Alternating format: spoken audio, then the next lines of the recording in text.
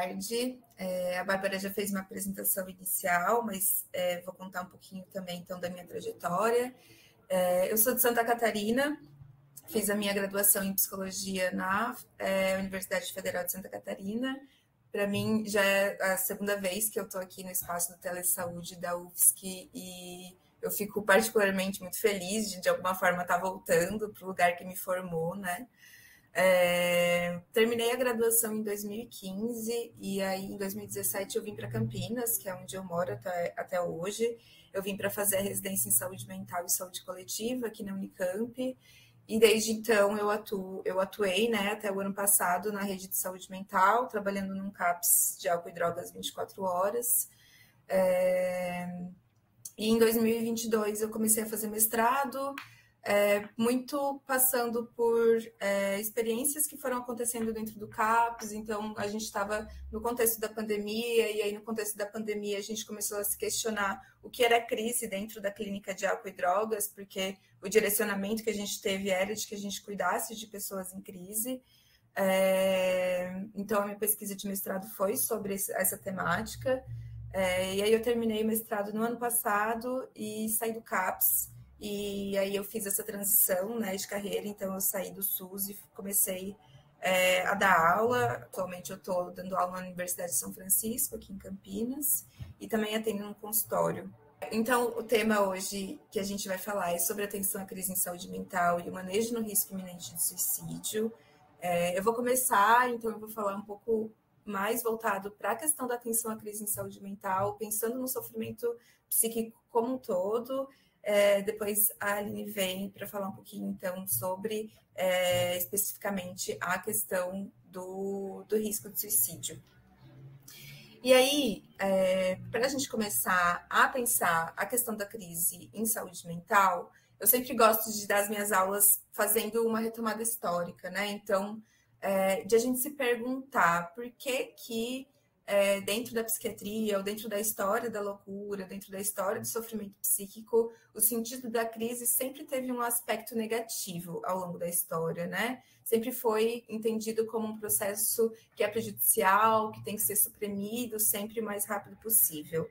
E para a gente entender isso, a gente precisa voltar um pouquinho na história para a gente chegar até os dias de hoje, né? Então, quando a gente pensa na história da loucura, a gente entende que existiu um processo de transformação da loucura até chegar no entendimento de que isso é um fato médico, né? De que a loucura, de que o sofrimento psíquico tem um atravessamento de doença e de adoecimento. Vou fazer um recorte a partir ali do século XVIII, do Pinel, né, que foi quem fez a institucionalização da loucura enquanto um lugar de peculiaridade, né? Então, de entender a loucura como um perigo que precisa ser punido, que precisa de tratamento, né? Então, o Pinel fez toda essa construção a partir de uma ideia de tratamento moral, né? E aí tudo aquilo que a gente conhece em relação aos manicômios, a toda a violência que existia dentro desse contexto, né, do médico como uma figura de autoridade, do isolamento como um instrumento de cura para a loucura e, consequentemente, para a crise também, né? Logo depois, no século XIX, a gente tem o agrupamento dos sintomas, né? Então, o entendimento das unidades nosológicas e também a noção de normalidade e anormalidade. Então, essa apropriação pelo saber médico de tudo aquilo que não é considerado normal, que faz parte da psiquiatria. Quando a gente chega mais ou menos na década de 70, a gente tem a psiquiatria preventiva, e ela vai trazer uma ampliação do olhar para o sofrimento emocional. Então, ela vai começar a considerar o cuidado extra-hospitalar, o cuidado com equipes multiprofissionais, a importância da intervenção comunitária para o tratamento e para o cuidado das pessoas em sofrimento. Mas, ao mesmo tempo, para a psiquiatria preventiva, a crise ela é como se fosse o agente patogênico da loucura. Ela é essa expressão e esse embate de forças contrárias que causam desequilíbrio, né? Então, nesse tempo, as crises elas sempre foram classificadas por evolutivas, que é quando são relacionadas com os processos evolutivos normais da nossa vida, do desenvolvimento humano, e as acidentais, que é quando elas são relacionadas a perdas, riscos, mudanças abruptas, enfim, questões que vão aparecendo ao longo da nossa vida que vão trazendo sofrimento. Então, a gente tem aí uma história, né, que vai se passando, que vai sempre trazendo a agudização do sintoma psiquiátrico, né? O entendimento de que se o paciente está em crise, ele precisa ser estabilizado, e na linguagem médica isso significa que ele precisa ser medicado e contido, né? E aí essa era a única e a estrita forma que a gente fazia o cuidado das pessoas em sofrimento e, consequentemente, das pessoas em crise. Quando a gente pensa no Foucault e na história da loucura, ele vai nos mostrar um pouquinho sobre como o conceito da loucura e, consequentemente, o conceito de crise também, eles são e eles sempre vão ser histórica e culturalmente construídos, né? Então, a gente sempre precisa ir entendendo qual é a contingência social, qual é o contexto em que se vive, para poder entender como que aquele fenômeno está se manifestando socialmente, né?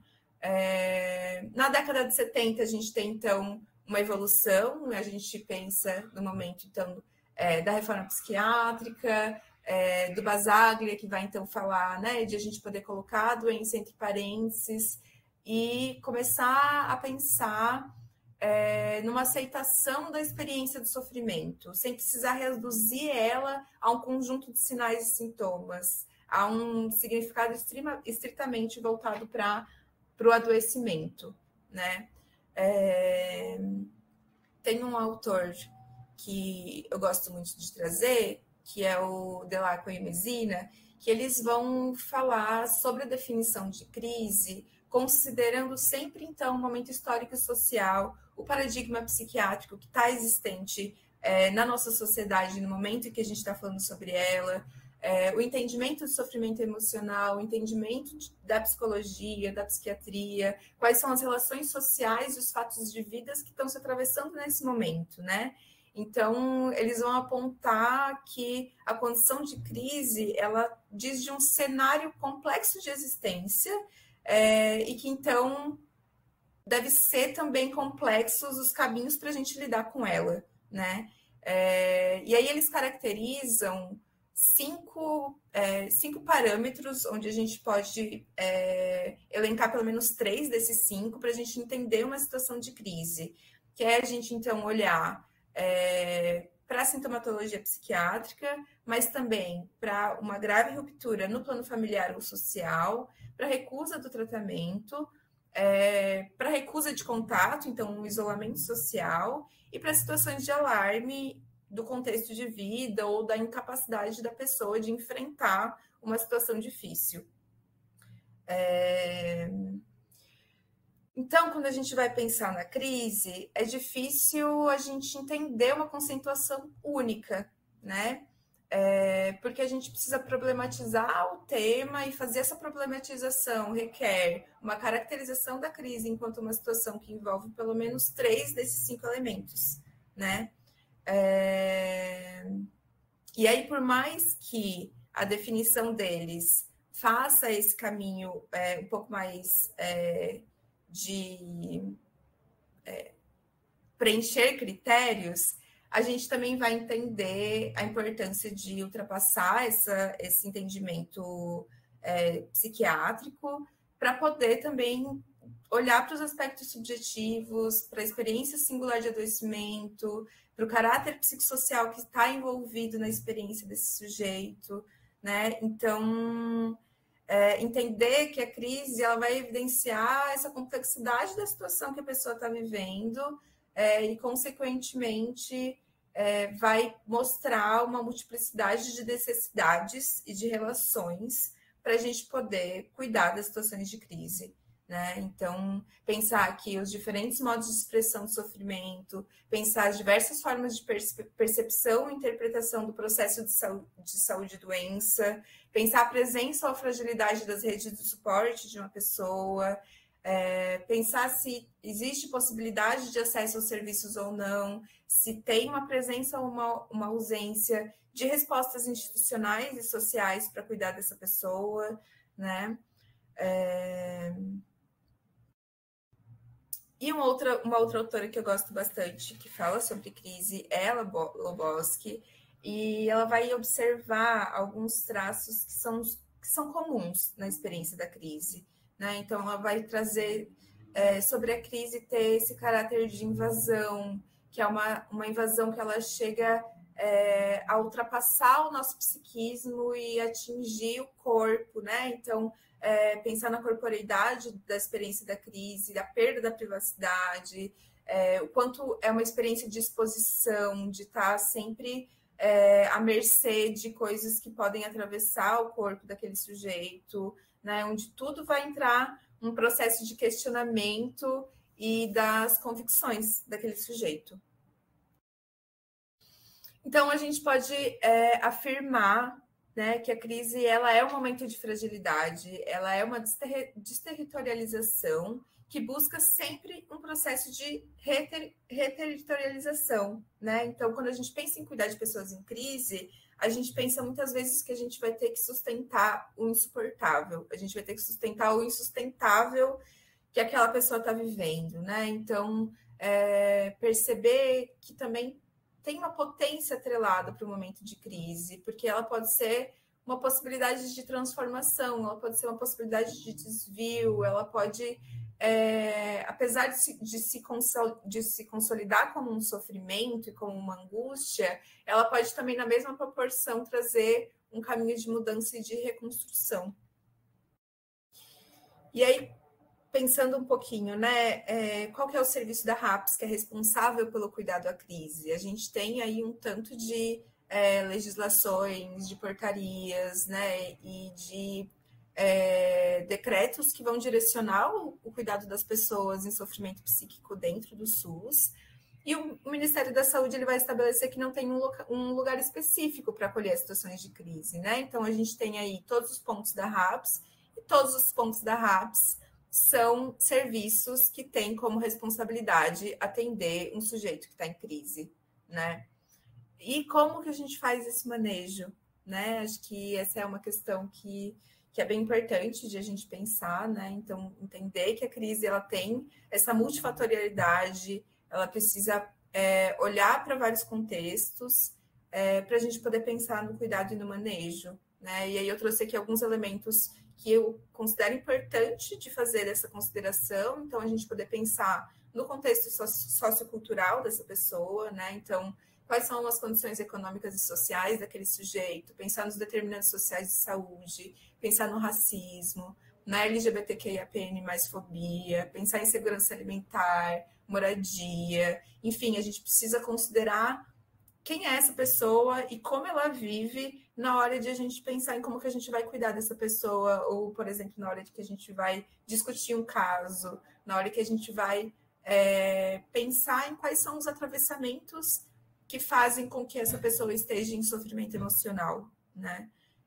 Pensar o contexto histórico, então, qual é o momento histórico que a gente está vivendo, né? Então, pensar, né, aquilo que eu falei antes, qual que é o paradigma psiquiátrico que está vigente? Como que a gente está entendendo o sofrimento psíquico?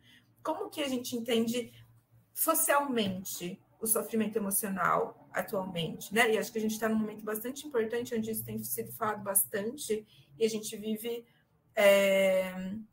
várias mudanças em relação a esse paradigma, né? Pensar no contexto familiar, então, se essa pessoa tem rede de apoio, né? Se tem suporte para passar por esses momentos de crise. O contexto subjetivo, então, qual que é a estruturação psíquica dessa pessoa, né? Se ela tem recurso interno para fazer elaborações e construções subjetivas, qual que é a sua história de vida, qual que é a sua realidade atual, quem é essa pessoa que está em crise, né? Entender qual é o contexto da RAPS, então, né? Acho que é isso. O Brasil ele é muito grande e a gente tem diferentes realidades dependendo da região onde a gente está. Então, entender como que se estrutura a rede de saúde mental nesse lugar onde eu trabalho. É possível construir rede com outros serviços? Qual que é o entendimento de crise para os profissionais que trabalham nessa rede? As relações que a gente tem com esses serviços são horizontais ou são verticais? Os profissionais, eles se colocam enquanto um lugar de saber ou enquanto lugar de suporte, de vínculo daquelas pessoas que estão em atendimento naquele serviço, né? Então, entender que a crise, ela é um processo, né? Ela é um corte no tempo, na vida daquela pessoa que está em construção e que está em relação com as outras pessoas e com o mundo, né? Então, ela não é uma experiência interna, né? Ela não é só uma experiência individual, ela não é só uma experiência daquele sujeito que está ali vivendo uma crise. Ela é uma experiência também relacional. Então, ela também é um fato social, ela também tem atravessada pela existência de atores, de contextos, de relações de saber e poder, né? E aí eu acho que um exemplo que é bem simples para a gente entender essa questão do não é só interno, mas também externo, é a gente pensar, por exemplo, uma pessoa que perde o emprego. A perda de emprego pode causar uma crise. E às vezes não é necessariamente por causa da perda do emprego de forma literal, mas porque aquela perda de emprego ela pode desorganizar aquele sujeito, ela pode desorganizar tudo aquilo que tem a ver com a organização subjetiva daquela pessoa e do que aquela pessoa está vivendo naquele momento, né? Então, entender que o que é externo também é interno e vice-versa, que a gente não pode desconsiderar os efeitos e as condições materiais de existência da vida dos sujeitos, né? Porque a gente tem que, então, problematizar o modo pelo qual a relação com essa vida ocorre e é tão variável de uma pessoa para outra, né? Então, quando a gente entende a crise a partir desse lugar, ela se torna muito mais complexa, né? E as respostas que a gente tem que dar para ela também ultrapassam esse simples lugar de contenção, de anulação, de enfraquecer o acontecimento, de enfraquecer a intensidade dos afetos produzidos, né? E aí tem alguns aspectos que eu trago muito, tanto a partir das minhas pesquisas, das minhas discussões, mas também a partir da minha experiência prática, que são importantes para a gente cuidar de pessoas em crise.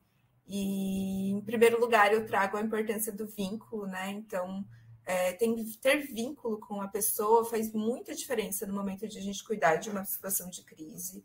Quando a gente tem vínculo com uma pessoa, a gente tem uma relação de confiança mútua, de troca, de corresponsabilidade. Então, se torna possível a gente construir pontes no cuidado daquele sofrimento que está emergindo naquela situação com aquela pessoa, né?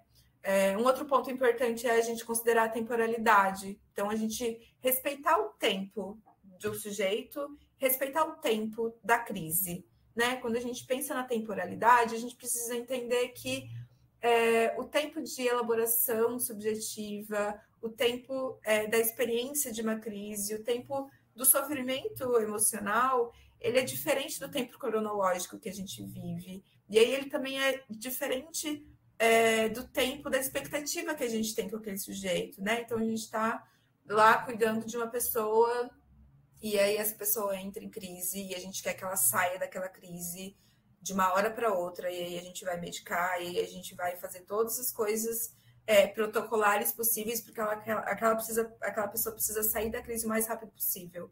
Mas aí, de alguma forma, a gente também está afogando o tempo do sofrimento subjetivo daquela pessoa, né? De atravessar aquele processo, de atravessar aquele sofrimento.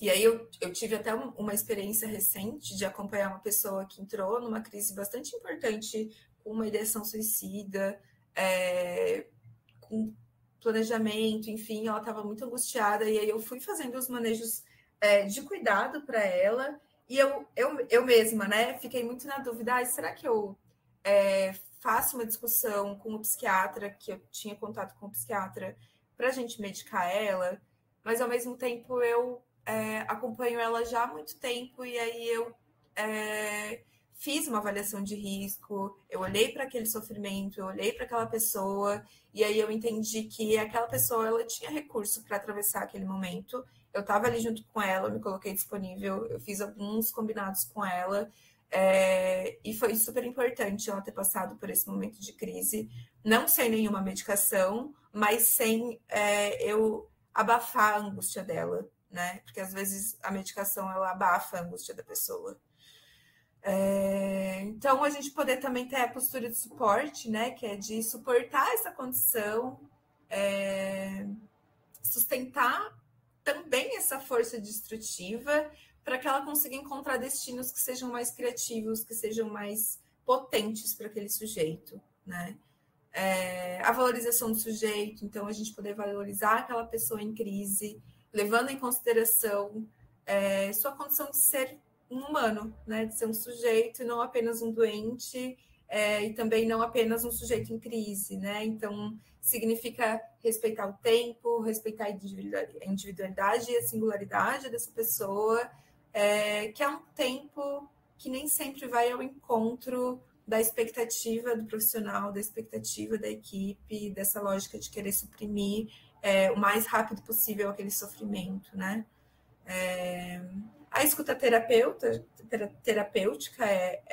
acho que talvez um dos principais pilares, né, do nosso cuidado. Então, embora muitas vezes aquilo que a pessoa vai trazer para a gente não esteja um tanto quanto destituído de sentido, de um lugar muito sintomático, sempre tem uma significação, sempre tem um sentido para aquilo que aquela pessoa está trazendo, né? E essas significações, muitas vezes, elas precisam ser captadas a partir da nossa escuta, né? Pelo conteúdo do delírio que seja, ou da alucinação que seja, ou de uma intensidade de um sofrimento muito intenso, né? E de a gente poder estar ali disponível com a nossa escuta e com a nossa presença diante daquelas pessoas. A corporeidade do sujeito em crise, então acho que eu já falei um pouquinho, mas entender, por exemplo, que autoagressão e heteroagressão precisam ser lidos como sintomas, né?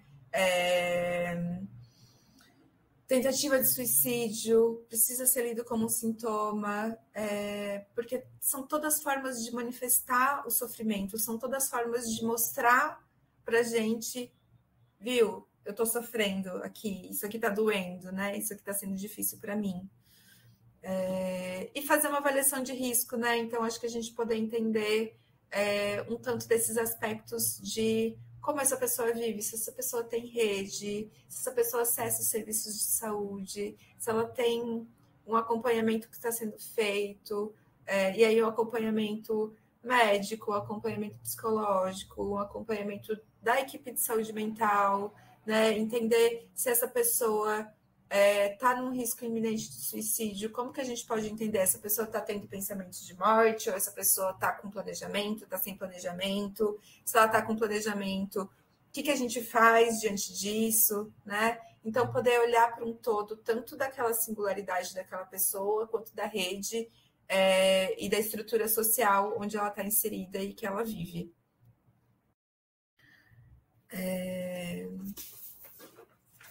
Então, acho que é a gente entender, por exemplo, se a gente está cuidando dessa pessoa no serviço de saúde, às vezes a gente precisa, sim, de um cuidado mais endurecido. Acho que quando eu falo dessas multiplicidades de como cuidar, eu não estou excluindo a importância da medicação, eu não estou excluindo a importância de, às vezes, a gente precisar fazer contenção de espaço, contenção medicamentosa, contenção mecânica, de a gente precisar de uma internação, de a gente precisar de um leito-noite, mas a gente não se limitar a isso, né? A gente entender que a gente tem uma rede externa que a gente pode tentar acionar, que a gente tem a rede interna dos serviços de saúde que a gente pode construir, né, enquanto um suporte, né? Essa pessoa está em crise, então hoje ela vai ficar aqui no CAPS, amanhã ela vai fazer uma atividade no centro de convivência, no outro dia ela vai para um outro ponto que a gente tem na nossa rede, enfim, poder ampliar esses repertórios de cuidado de crise para além desse lugar médico, psiquiátrico e de contenção da dor e do sofrimento, né? E sempre fazendo essa gestão e essa avaliação da gravidade e da avaliação de risco, né? Então, quando a gente pensa no cuidado longitudinal, a gente precisa olhar para essa perspectiva de uma rede ampliada, né? Para a gente construir o cuidado em saúde mental e de situação de crise, essa ampliação da rede de suporte, ela é muito essencial, tanto para a gente pensar no contexto da crise, mas também desse cuidado ao longo da vida da pessoa, né? Então, a gente consegue fazer uma visita domiciliar conjunta, a gente consegue ligar para o outro serviço para entender como que essa pessoa está chegando no outro serviço, pensar em possibilidades de cuidado no território, pensar, por exemplo, uma pessoa em situação de rua, será que tem serviços de assistência que podem apoiar a gente para fazer esse cuidado, né? Porque às vezes, por exemplo, um abrigo para uma pessoa em situação de rua que está em crise pode dar um suporte subjetivo gigantesco para esse usuário, né?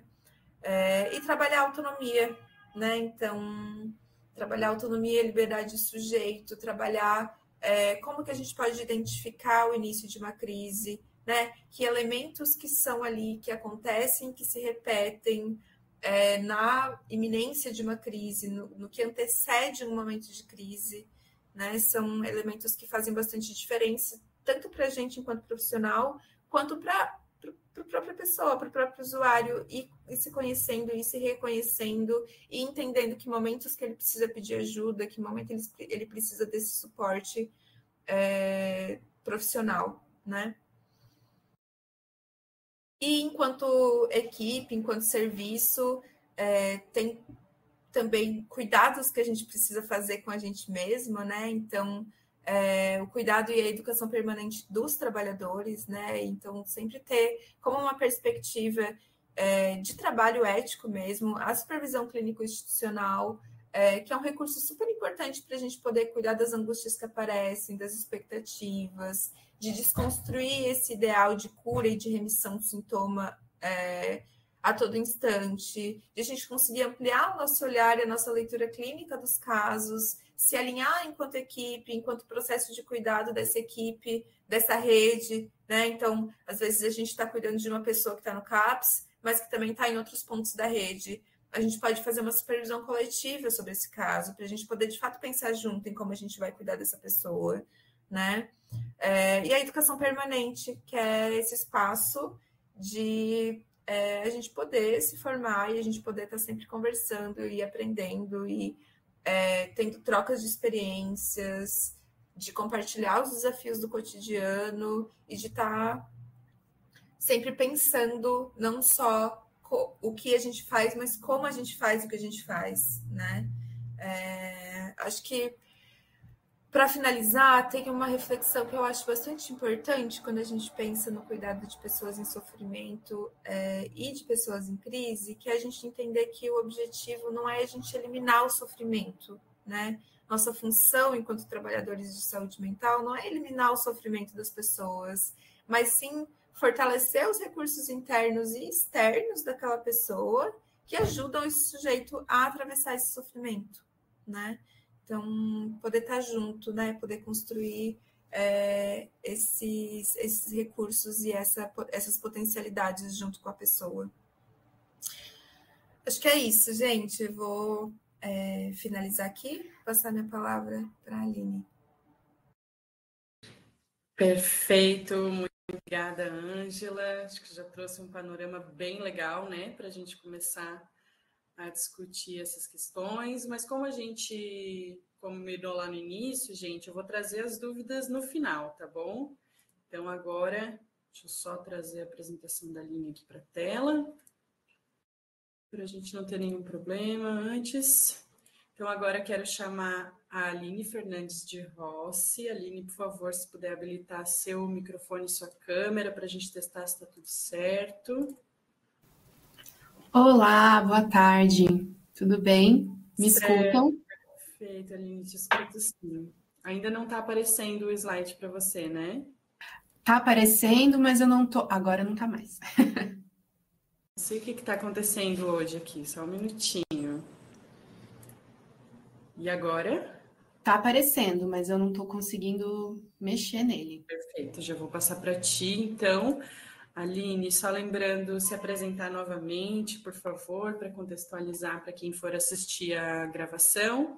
Te agradecer novamente pela presença e qualquer coisa, estou aqui, é só chamar, tá? Se precisar, eu te aviso sobre o tempo. Muito obrigada, a palavra está contigo.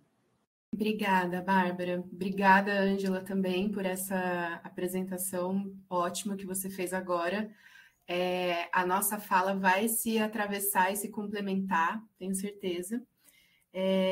Bom, então, boa tarde. Quero agradecer o convite, então, de estar aqui hoje falando de um tema que é tão importante. É importante estar aqui falando disso porque eu já tive lá na ponta atendendo pessoas que estavam com necessidade de cuidado de saúde mental e intenso sofrimento psíquico.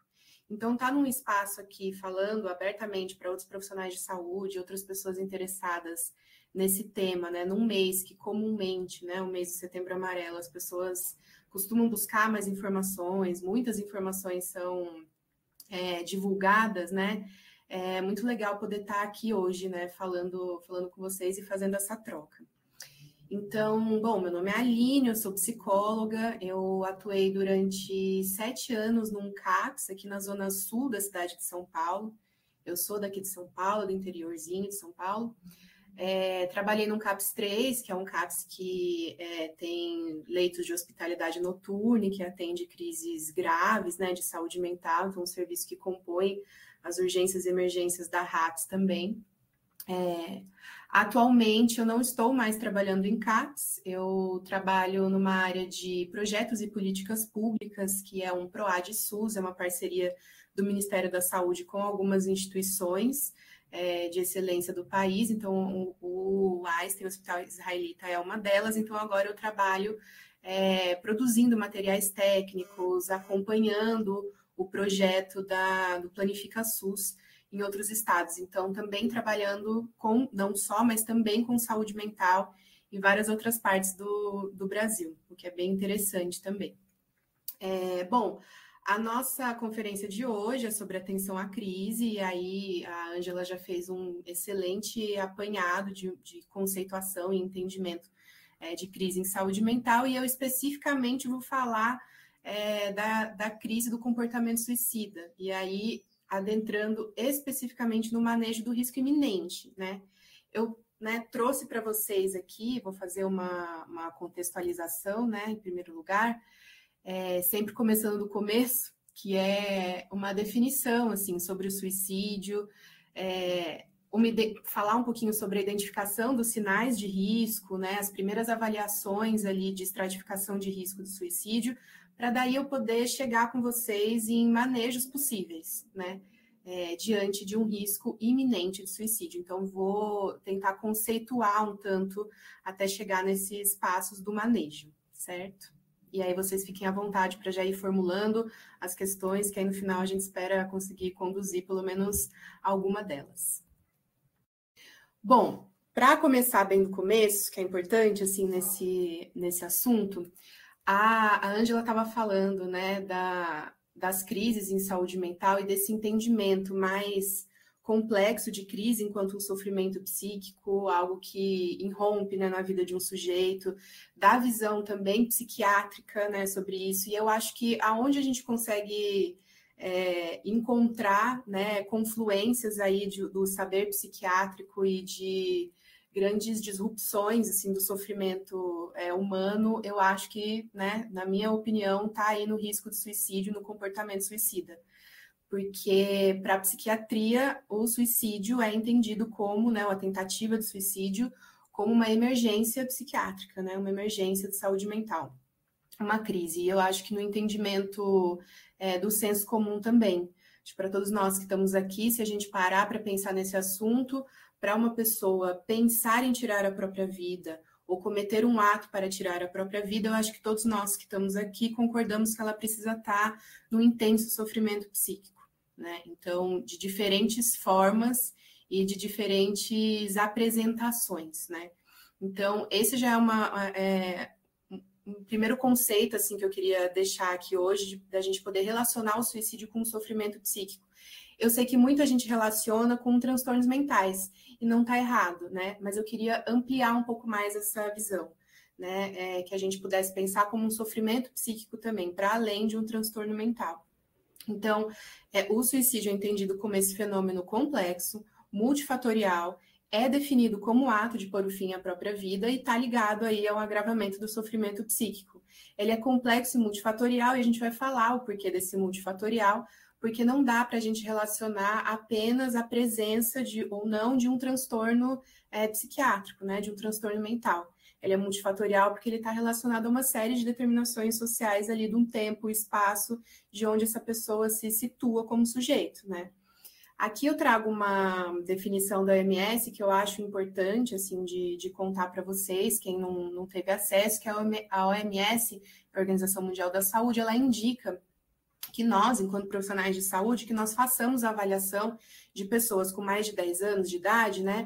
A gente precisa fazer uma avaliação de risco de suicídio para toda e qualquer pessoa que apresenta esses seguintes sinais aqui, né? Que tem algum indicativo de transtorno mental, neurológico ou por uso de substância, que tem uma dor crônica ou que tenha um sofrimento emocional agudo. Então, vejam que não é só uma pessoa que, por exemplo, como é comumente entendido, uma pessoa que tem um quadro de depressão, um quadro de bipolaridade, né? Dentro dos fatores de risco, ela tem mais risco do que outra pessoa que não tenha um quadro de transtorno mental. Mas queria ampliar um pouco essa ideia de que não só os transtornos mentais, né? E esse é um dado importante que a OMS traz também. Ela estima que para cada morte por suicídio, há, então, 20 tentativas anteriores. Então, em média, de 5 a 6 pessoas próximas também sofrem consequências emocionais, sociais e econômicas, né, relacionadas a isso. Aqui, hoje, nessa conferência, a gente não vai entrar tanto na pós-venção, né, ou no cuidado com as pessoas que estão enlutadas por conta do suicídio. Essa é uma outra temática igualmente importante e interessante, mas a gente não vai tratar disso aqui, mas é importante que toda a literatura, né, sobre o suicídio e o comportamento suicida já vem trazendo mais isso para a gente poder pensar também. Aqui, nesses próximos 2 slides, eu trago alguns, e vou passar um pouco mais rapidamente, porque esse material também vai ficar disponível para vocês, né? Eu trago alguns dados também epidemiológicos do porquê que a gente entende, né, o suicídio, o comportamento suicida como uma questão de saúde pública, né? Então, embora a gente faça essa relação de ser um importante sofrimento, disso estar relacionado a uma condição humana, disso ser uma condição que toda e qualquer pessoa que passa por uma situação mais difícil pode ter alguns sinais ali dentro, né, dos graus e dos níveis, né, do comportamento suicida.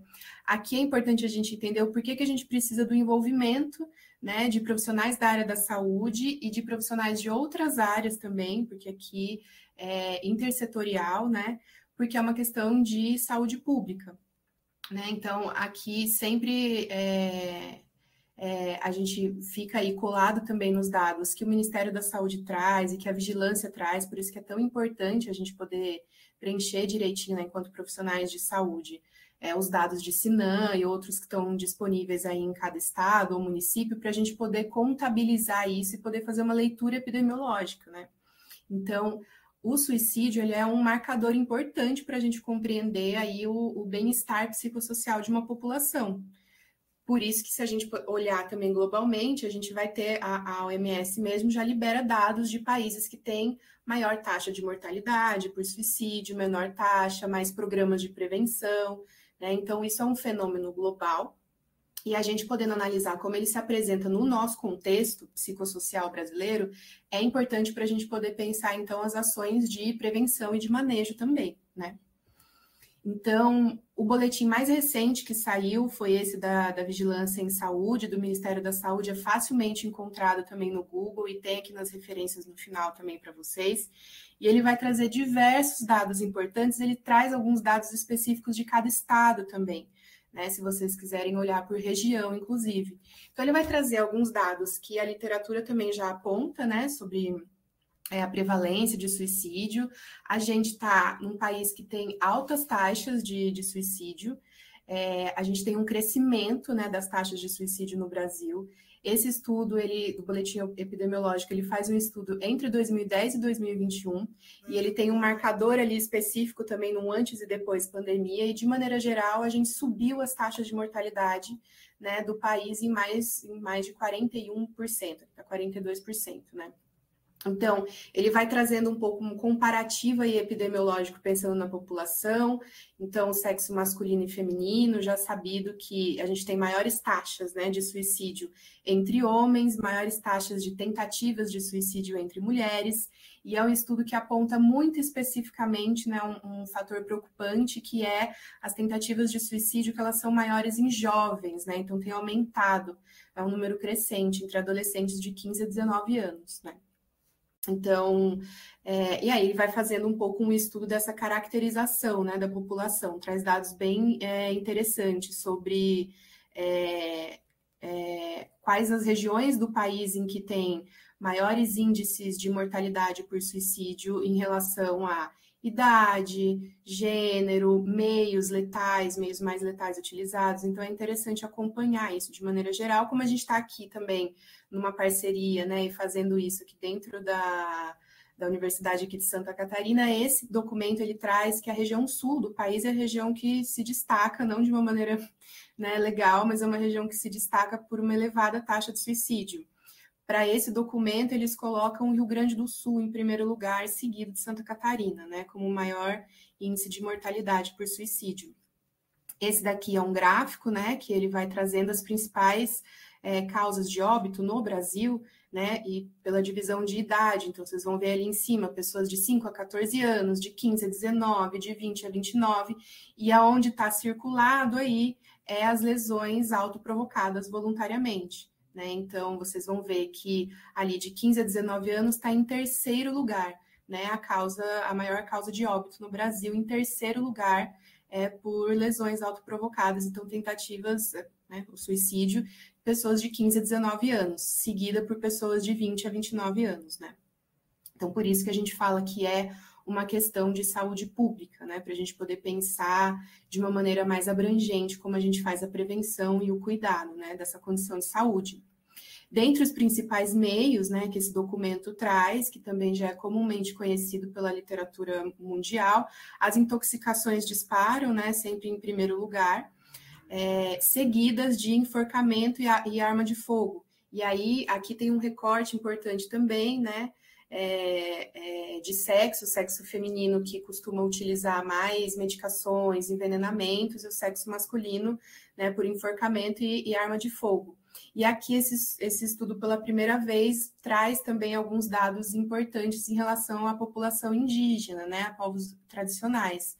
Então, que tem uma grande quantidade de suicídio, né, entre indígenas, que estão relacionados a enforcamento e arma de fogo, se a gente compara, né, com as pessoas não indígenas. Então, aqui, para as regiões do Brasil em que estão mais marcadamente, né, debruçadas no cuidado dessa população, né, que tem dos distritos, né, das comunidades indígenas, é importante também a gente poder pensar essas ações de prevenção e cuidado.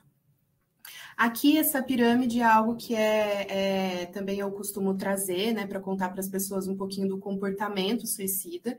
Então, de maneira bem breve, assim, mais geral, como é que ele se divide, desde ideação ou pensamento, né, até o plano e até a tentativa de suicídio. Então, a ideação ou pensamento, que é onde a gente precisa fortemente mover ali recursos para a gente evitar que escalone, né, para situações de crise ainda maiores, né, que é um plano mais estruturado e que depois escalona para uma tentativa. Então, a ideação e pensamento é quando essa pessoa tem ali os pensamentos de morte anteriores, e a ideação ou pensamento é quando ela já pensa, né, em como tirar a vida dela, como é que seria isso, motivos para fazer isso ou não. Então, ela está flertando com essa possibilidade de morte.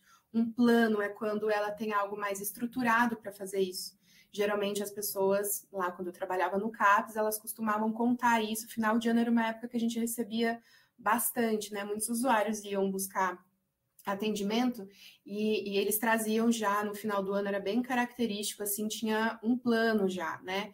De deixar carta, de deixar contas organizadas, porque eram épocas mais sensíveis, né? São épocas mais sensíveis, assim, no final de ano.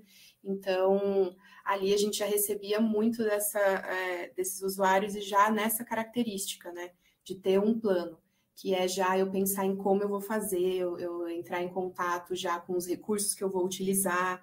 Então, se a intoxicação é o meio mais utilizado, então fazer a compra de medicações, estocar medicações, né, enfim. Até a tentativa. Esse é um estudo do Bottega, que é um estudioso bastante conceituado na área de suicídio. Ele fez esse estudo com um recorte de população, mas é interessante para a gente poder perceber, porque a pirâmide ela traz essa ideia, né? De aproximadamente 100 habitantes, 17 ali vão ter uma ideação, um pensamento, 5 vão evoluir para um plano, 3 vão evoluir para uma tentativa de suicídio e 1 chega em atendimento ali, em pronto-socorro. A gente aqui vai falar especificamente, né, desse risco iminente aqui, que está aqui no plano, próximo da tentativa também, né? Hoje a gente vai focar um pouquinho nisso. Aqui eu trago esse dado que eu acho bem interessante para começar a conversa, né, com os profissionais da saúde, que até essa pessoa ter uma ideação estruturada, ela já apresentou diversas formas ali de pensamento sobre aquilo, e muitas vezes ela pode já ter conversado disso com alguém. Geralmente ela procura pessoas próximas, geralmente, porque dependendo do contexto aonde ela está, é mais difícil falar sobre isso. A gente sabe que tem um tabu e um estigma muito grande ainda com cuidados de saúde mental, mas esse estudo mostra que ela consegue de alguma forma expressar um sofrimento psíquico intenso, com aquelas falas, né? Vocês que estão aqui, que são profissionais de saúde, não sei se já ouviram em algum momento pessoas que estão extremamente já estafadas ou cansadas, que dizem, melhor seria sumir e nunca mais aparecer, ou queria dormir e não acordar nunca mais, né? Que são aqueles indícios, né, de um sofrimento muito intenso. Então, as pessoas, elas dão alguns sinais, muitas vezes, né, para isso. Aqui eu também trago para vocês uma orientação também importante, né, que é a utilização desse manual, é o Manual da Organização Mundial da Saúde, para intervenções, né, em transtornos mentais, neurológicos e por uso de substâncias. Ele é um manual bastante intuitivo, em forma de fluxos. Ele vai trazendo principais condições, assim, de necessidade de cuidado em saúde mental, e ele tem um capítulo só sobre risco ali de autoagressão e suicídio. E ele vai trazendo um fluxo de avaliação, manejo e segmento. Tem um treinamento que é oferecido hoje, né, sobre esse manual. Se eu não me engano, Santa Catarina faz esse treinamento em algumas das regiões, algumas das regiões de saúde, e ele é disponível também gratuitamente pelo Google, também está nas referências aqui no final, e é algo orientador para apoiar na tomada de decisão dos profissionais. Ele é específico, voltado para profissionais do ensino superior, mas para profissionais não especialistas em saúde mental. Que isso que é a deixa, assim, desse manual, né? Então, principalmente profissionais que estão lá na atenção primária à saúde, para eles conseguirem avaliar os principais sinais ali de risco de suicídio, pensar o manejo possível, pensando nesses sinais, e qual que é o segmento depois disso, né? Então, essa minha apresentação aqui, ela também está baseada nesse manual. Aqui, né, de acordo com o manual e também o que traz a literatura, eu trago alguns fatores de risco, né, para o suicídio que são importantes de avaliar antes da gente definir se isso é um risco leve, moderado, é um risco iminente. Eu não vou me atentar nem me deter muito aqui, porque a ideia é a gente poder falar mais do manejo, né, do risco iminente, mas fica aqui para vocês poderem também dar uma olhada depois, que quando a gente vai avaliar risco de suicídio, por ser uma questão multifatorial, a gente precisa avaliar tudo isso que está aqui. Os fatores psicossociais, os fatores sociodemográficos, presença ou não de transtornos mentais e outros fatores como comunidades e sistemas de saúde. Então, nos fatores sociodemográficos, por exemplo, né, é a idade das pessoas, se tem ou não espiritualidade, né, a raça, cor, orientação sexual, identidade de gênero, isso tudo influencia. Né? Acho que eu nem preciso entrar muito nisso para poder dizer para vocês sobre estigma, né, preconceito. E a gente viu nos dados ali anteriores como que tentativas de suicídio, mortalidade por suicídio, elas são mais presentes ali, por exemplo, nos jovens, né? Então, aqui isso é como se fosse um pano de fundo para que os profissionais de saúde possam conduzir melhores avaliações e avaliar melhor esse risco, para que eles possam fazer algumas predições, né, de como conduzir os casos. Então, a gente precisa levar tudo isso em consideração. Os fatores psicossociais dizem respeito a vivências de violências, dinâmicas familiares. A Ângela falou um pouco sobre isso também. Se eu tenho uma rede de suporte, com quem que eu posso contar, se eu estou num sofrimento psíquico agudo nesse momento, né? Então, os fatores psicossociais dizem respeito a isso. Transtornos mentais é a presença, né, de transtornos mentais já diagnosticados ou a suspeita, e os fatores de comunidade, sistemas de saúde, essa pessoa ela tem acesso também aos sistemas de saúde. Aquela rede, ela é disponível e a pessoa consegue fácil acesso a essa rede, né? Ou é ainda um estigma muito grande, né, buscar ajuda. Então, todo esse contexto, aí tem mais algumas questões ali também, né? A gente estava falando da pandemia também anteriormente, então, situações de guerra, contexto pandêmico, né? Tudo isso vai influenciar ali, tudo do social ao meu redor, vai influenciar aí o aumento ou a diminuição de risco naquele momento. Então, é importante avaliar sempre esses sinais. O risco iminente, né? Ele está ligado a, além da avaliação de tudo isso daqui, eu poder entender se a pessoa tem uma ideação suicida estruturada, que ela está conseguindo expressar isso para mim, se ela tem esse plano, se ela teve uma tentativa prévia já recente ou tentativas prévias, isso é importante também, porque isso aumenta o risco, gente, muito, muito, se ela já tem um histórico, né? Se ela tem acesso a meios letais e se ela tem um isolamento social importante, né? Esses sinais de alerta que eu coloco aqui são esses sinais de risco mais proximais, né? Então, é como se fosse aquela gota d'água, né? O estupim. Então, é uma pessoa que já tem diversos fatores de risco, como esses que estão expostos aqui, e ela está passando por um momento de luto, e ela teve uma perda importante, né? De um emprego, derrocada financeira, uso nocivo de substâncias psicoativas, né? Alguma desilusão amorosa.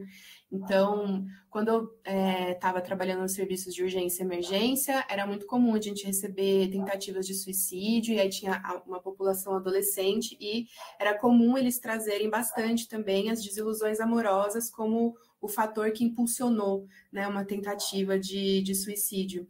E aí tinha dos profissionais ali também um grande estigma, né, e para poder abordar esse assunto. Porque dizia, nossa, né? Muitos deles diziam quando a gente fazia os treinamentos, educação permanente, mas é tão jovem, tem tudo na vida, tem, né, várias coisas pela frente, por causa de um término, né, mais abrupto, por causa de um relacionamento. Mas é isso, muitas vezes a gente deixa de analisar diversos outros fatores que também estão presentes na vida desse sujeito, né? E às vezes aquela, né, situação, daquele rompimento foi como um sinal de alerta para várias coisas que já estavam acontecendo antes. Então, é importante a gente estar atento a tudo isso na hora que a gente for avaliar, tá? Então, aqui é um sistema de balança para a gente não perder de vista como a gente avalia. Então, o grupo de risco, né, é como a gente tenta apresentar ali alguns atributos, algumas coisas que a gente vai pensar para aquelas pessoas que estão expostas a esses fatores. Isso pode aumentar ou diminuir, né, a probabilidade dela ter uma condição de saúde ali. Então, é isso que quer dizer, né, um grupo de risco. Não significa que é nada determinante, mas aquilo vai influenciar. Então, para o risco de suicídio, a gente precisa sempre fazer essa balança. Quais que são os fatores de risco e os fatores protetivos das pessoas? Porque a gente vai trabalhar nessa travessia com as pessoas, né, com comportamento suicida, a gente vai trabalhar muito com os fatores de proteção, mas a gente tem que saber avaliar os fatores de risco, né? Então, os fatores de risco, aqueles que a gente estava falando aqui agora há pouco, a gente vai avaliar sempre a intensidade desses sintomas, junto com todo esse histórico, né, de avaliação de risco. E aí a gente vai poder fazer uma ponte com os fatores de proteção, né? Aqui, desculpe, é importante a gente pensar que né, e os profissionais de saúde, eu falo de mim também muitas vezes, a gente fica angustiado, né, com essa avaliação, porque a gente quer sinais, sinais condicionantes, né, palpáveis, de que aquele risco, para nós, ele é baixo, médio, alto, exatamente para quem eu chamo, para onde que eu mando essa pessoa usuária, né? Mas é importante a gente entender, a Ângela até falou disso um pouco também, né? que a gente tem ali a gente tem um limite também, né, do quanto que a gente consegue avaliar, né, e a nossa condução do caso. E a gente sempre vai avaliar também, baseado em evidências, obviamente, na nossa avaliação clínica, mas tem algo também do imprevisto, né, da ordem do impossível ali para a vivência daquele sujeito. Então, é sempre importante a gente pontuar isso, né? Não tem uma escala super exata, né? Uma coisa que estime com precisão, um protocolo super fino e pronto que vai dar 100% de certeza, né? A formulação do risco, como diz a palavra, ela também sempre, como ela envolve um risco, ela também tem algo ali da ordem do indeterminado, né? Então, a gente precisa, essas avaliações, por mais que a gente faça se valer delas, né, elas vão orientar o nosso manejo e a nossa condução, né, mas nunca é uma 100% de certeza, né, de que aquilo vai salvar a vida de alguém, que a gente vai curar uma pessoa. Essas coisas, elas, né, no sofrimento psíquico, a gente precisa tomar cuidado, né, para não cair muito nesse lugar. Então, aqui a gente vai avaliar os fatores de proteção junto para tentar fazer uma balança, né? A gente vai discutir e promover, né, o fortalecimento desses fatores de proteção, que são a rede de apoio, estrutura familiar, né? Às vezes a rede familiar é também quem causa, né, o intenso sofrimento. Por isso que aqui está também rede de apoio, estrutura familiar, né? A personalidade, o estilo cognitivo dessa pessoa, que pode ser uma pessoa mais resiliente, menos resiliente, com menos recurso psíquico interno para poder lidar com aquilo. Muitas vezes o tratamento vai ser desenvolver recursos, né? A Ângela também falou disso, né? As crenças, a espiritualidade, o envolvimento que ela tem social, né? A troca social, o laço social que ela faz com o mundo. Pessoas que são muito mais isoladas e com pouca troca social, né?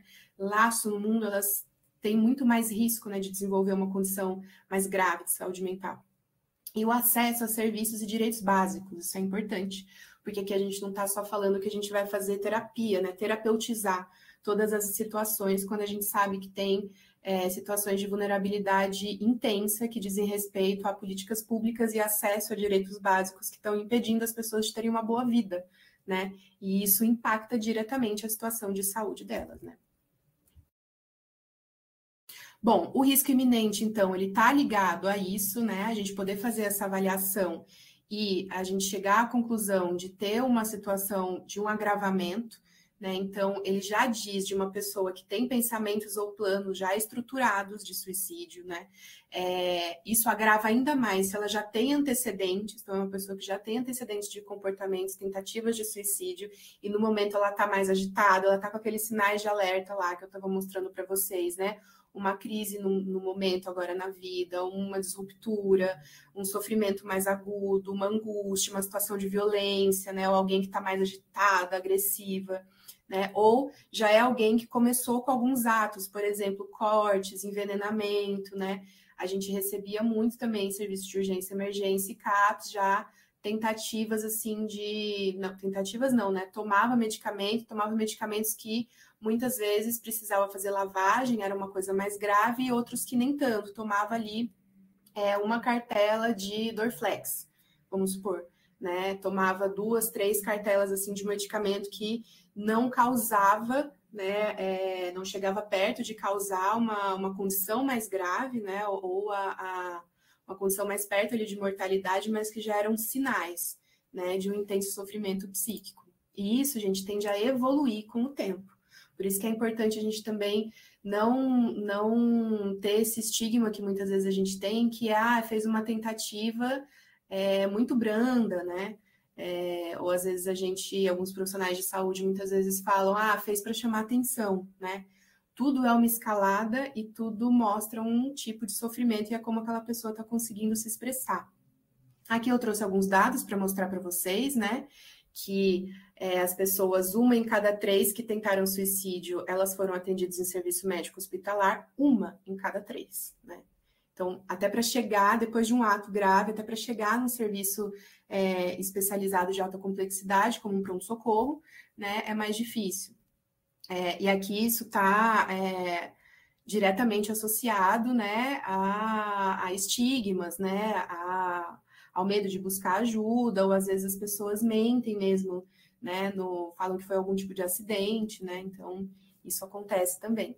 Dentre essas pessoas atendidas no setor de emergência, né, por tentativa de autoextermínio, de 30% a 60% tiveram tentativa prévia. E de 10% a 25% vão tentar de novo. Então, isso diz também da nossa capacidade, enquanto serviços de saúde, né, profissionais de saúde, de poder fazer a leitura disso e fazer um acompanhamento adequado, né, depois.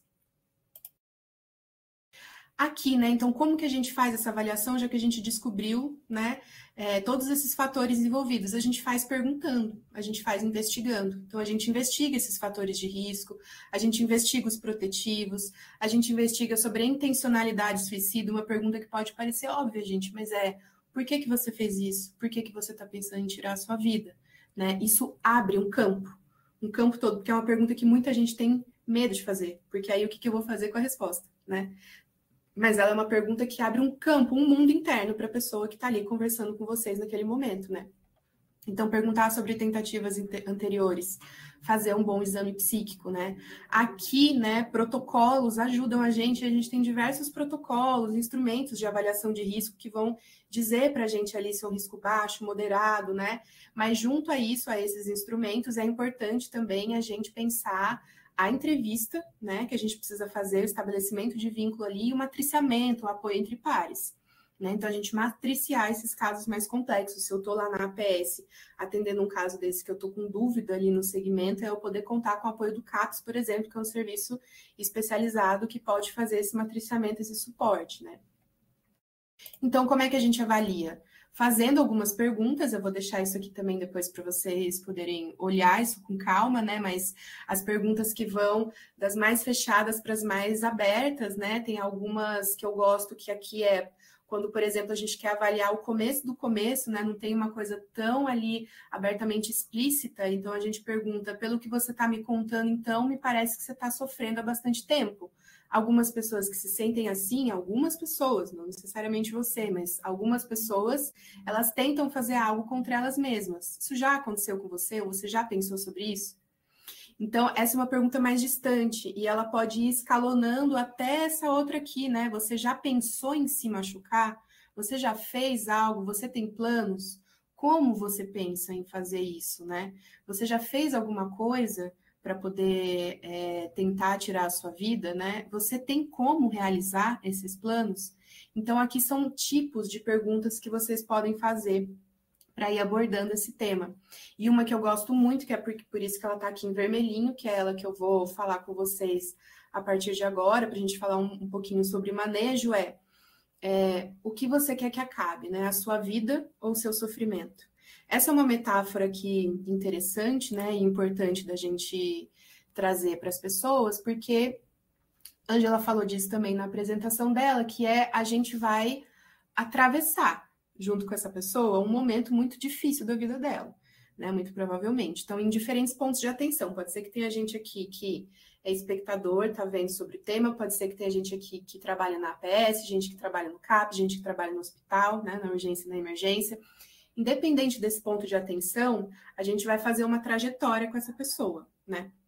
Pode ser que se você é um profissional do pronto-socorro, a tua trajetória vai ser um pouco mais curta com essa pessoa, porque você vai atender um evento agudo, mas você vai fazer parte dessa trajetória, né? Então, o que implica essa trajetória aqui, né? Com essa pessoa dentro desse viver, né? Que é muito perigoso. Tem uma psiquiatra que trabalha comigo lá no projeto, e já trabalhou comigo quando eu estava no CAPS também, e ela sempre fazia essa metáfora, fazia um pouco essa alusão, né, com as pessoas, os usuários que ela atendia, né, dizendo que, olha, a gente está aqui disposto a atravessar uma ponte com você, né, então a gente vai atravessar esse momento doloroso. Por isso que eu quero que você me conte se você quer acabar com a sua vida ou com o seu sofrimento, porque se você quiser acabar com o seu sofrimento, eu me disponho também a te acompanhar e pensar maneiras, modos da gente poder mitigar esse sofrimento, né. Então, aqui, essas são as passagens, né, que a gente vai trabalhar no manejo com as pessoas. Fazer uma vinculação, reduzir os riscos, ativar uma rede de suporte, intensificar o cuidado e monitorar, né, e reavaliar sempre que necessário. Então, a vinculação e o pacto de vida é ali essa relação do profissional com o usuário, né, é tudo aquilo que eu consigo combinar com aquela pessoa. E aqui, gente, por vinculação, eu posso fazer uma vinculação também lá num ponto de urgência e emergência, sabe? Não é uma vinculação, não estou falando da longitudinalidade, por exemplo, que trabalha a atenção primária à saúde, né? Eu estou falando de uma vinculação que é uma relação ali de confiança com aquela pessoa naquele momento para ela conseguir minimamente se abrir, contar um tanto do sofrimento dela. Então, eu estou falando de uma escuta ativa, empática, né, solidária, a validação de sentimentos, uma comunicação que não se baseia em julgamentos. E às vezes a gente julga não porque a gente é mal e a gente, né, enfim, às vezes isso está já isso está impresso já na nossa formação enquanto sociedade. Às vezes a gente não está num dia bom também para atender esses casos. Então, assim, aqui, né, a vinculação e o pacto de vida é como se a gente fosse o primeiro laço que a gente fizesse com essa pessoa. É a gente explorar as razões dela ter chegado naquele momento ali da vida dela, né, e a gente incentivar outros meios de lidar com aquele sofrimento. A gente vai tentar fazer isso. Né? A gente vai validar esse sofrimento e entender que tem outras formas de lidar com aquilo. Eu quero muito que vocês pensem, isso é uma coisa que eu comecei a pensar depois que eu atendi as pessoas, que pode ser que o atendimento que vocês estão fazendo ali naquele momento possa ser o primeiro atendimento da vida daquela pessoa, né? Eu já estive em CAPS, já estive em UBS, já estive em urgência e emergência. E em todos esses casos, eu atendi pessoas que era a primeira vez que elas estavam falando sobre ideação suicida comigo, independente do ponto de atenção que eu estava. Então, pode ser que seja a primeira vez mesmo que alguém está conseguindo falar sobre isso. Então, essa vinculação e esse pacto de vida, né, que é esse apoio para poder atravessar esse momento, isso aqui é muito importante. Pode ser que não seja exatamente vocês que vão apoiar em todos, né, em todos os momentos dessa longa ponte aí, mas vocês vão fazer um trânsito social com essa pessoa pela vida. Né, para dizer para ela que tem outros meios e que tem lugares, né, e que tem formas de cuidar disso. Então, são essas negociações. No CAPS, por exemplo, a gente fazia algumas negociações que era, a pessoa chegava para um acolhimento e ela estava com risco, a gente acionava a família, né, e aí a gente ia avaliar esse risco para pensar se ela conseguia ficar em acolhida noturna com a gente ou se ela conseguia voltar para casa e ficar na vigilância de um familiar. E o pacto de vida era, então tá bom, você vai voltar para casa com esse familiar que vai ficar próximo a você, e você vai voltar aqui no CAPS amanhã. E a gente vai fazer um plano de cuidado intensivo. São essas etapas, esses planos, dia após o outro. Aqui a gente não pode deixar solto. É uma necessidade de apoio imediato mesmo. É uma crise, né? O comportamento suicida, o risco iminente, é uma crise importante de saúde mental. Portanto, dos próximos passos é a gente reduzir risco. Essa pessoa não pode ficar sozinha, por exemplo, né? E é muito importante que esse sozinha não é que a gente vai desrespeitar essa pessoa e os limites ali, né, de privacidade, mas a gente está entendendo que é um momento em que o sofrimento ele se apresenta de um jeito bastante agudo, né, e que às vezes as pessoas elas precisam de apoio, né, para poder racionalizar também sobre aquele sofrimento e ter um outro ali que vai podendo fazer um comparativo do mundo com ela. Então, é importante não deixar essa pessoa sozinha, porque ela pode ter atos mais impulsivos nesse momento. Aqui, então, a gente vai falar disso, né? É importante avaliar se é o momento de encaminhar para uma internação, ou se a gente consegue também fazer o manejo disso ali com os recursos comunitários, né? Que seria num CAPS, que seria com um cuidado mais apoiado familiar ali em casa. Então, aqui as reduções do risco é a gente poder avaliar se os meios que essa pessoa tem ali de cometer o suicídio se estão muito próximos dela, se a gente de alguma forma consegue retirá-la de perto desses meios ou retirá-la daquilo que traz um risco naquele momento, né? Muitas pessoas aqui precisam de um afastamento do trabalho, por exemplo, porque o trabalho pode ser um estressor ou aquilo está agravando mais o risco. Então, aqui é a gente poder afastar, né, desses riscos e elaborar ali um plano de segurança junto com essa pessoa. E viabilizar também esses contatos de emergência, né? Aqui familiares e a pessoa que está passando por isso precisa saber muito certinho onde, quando e como procurar. Pode parecer para nós muito básico, mas muitas vezes as pessoas não sabem assim, o número do SAMU ou não sabem que alguma crise de saúde mental eu posso ir num pronto-socorro. Né? Um pronto-socorro é só quando eu tenho alguma coisa no meu corpo, né? Como se a crise de saúde mental também não fosse no corpo, como a Ângela também falou, né? Aqui a ativação da rede de suporte, que eu já fui comentando também, é a gente poder chamar para junto, para perto, né? Familiares, amigos. Aqui, gente, vale também até uma rede de suporte espiritual, porque se aquela pessoa confia muito, né, num líder comunitário, num pastor da igreja, aqui vale o que apoia a pessoa, sem julgamentos, né? Aqui é aquilo que traz para ela segurança. Então, vale a gente ir chamando essas pessoas, a gente ir fortalecendo essa rede de suporte e a gente oferecer esclarecimentos para essa rede de suporte, né? É a gente poder dizer do comportamento suicida como uma questão de saúde pública, como uma condição de saúde, como um momento de sofrimento, como uma agudização, como um sofrimento intenso de saúde mental. É a gente poder trazer essas informações assim mais básicas, porque muitas vezes os familiares, eles também precisam de acolhimento, né? A rede de apoio também estão assustados, preocupados, em alerta. Pensem que a gente tem um estigma muito grande com saúde mental, né? Das pessoas poderem entender ali minimamente do que se trata, né? Esse tipo de sofrimento intenso, né? Ainda tem uma dificuldade muito grande em se aproximar do tema, né? A intensificação do cuidado diz respeito ao ponto também de atenção que a gente vai fazer nesse momento, né? Que é a gente poder construir um plano de cuidado junto com essa pessoa na medida do possível, se ela tiver condições críticas ali para isso, que na maioria das vezes tem. De todos os anos que eu trabalhei em CAPS, quando tinha risco de suicídio, muitas pessoas, a questão do suicídio, ela não tem, na minha experiência prática clínica, né? Ela não tinha tantas dificuldades de adesão, né? Geralmente eram pessoas que aceitavam muito assim o cuidado, né? Um tratamento proposto, uma intensificação de cuidado. Então, aqui a intensificação de cuidado é a gente poder pensar o ponto certo, né? Para uma crise e um risco iminente de suicídio, a gente precisa avaliar o quanto essa pessoa tem crítica da condição de saúde dela, o quanto ela quer ser participativa né, no tratamento que a gente vai combinar junto com ela e o quanto que ela está disposta. Porque pode ser que tenham pessoas que estão numa crise intensa de sofrimento mental, aliada a um transtorno, por exemplo, crises psicóticas, crises de mania dentro de quadros de bipolaridade, e que ela está mais difícil de fazer essa crítica de juízo e realidade. Esses casos, geralmente, ou ela não tem rede de suporte nenhuma. Esses casos, geralmente, a gente precisa pensar em internações, né? A gente precisa em hospitais gerais, ou mesmo na acolhida noturna de CAPS, né? Então, aqui é a gente poder pensar em como a gente intensifica. O que é intensificar? Essa pessoa precisa de uma rotina de cuidado diária, né? Diária, porque ela tem um risco iminente, ou ela acabou de fazer uma tentativa de suicídio, né? Teve alta das condições clínicas ali dela. E aí isso precisa ser cuidado também, ser avaliado. Então, aqui a gente vai pensar na nossa rede. A RAPS, ela tem diferentes pontos de atenção.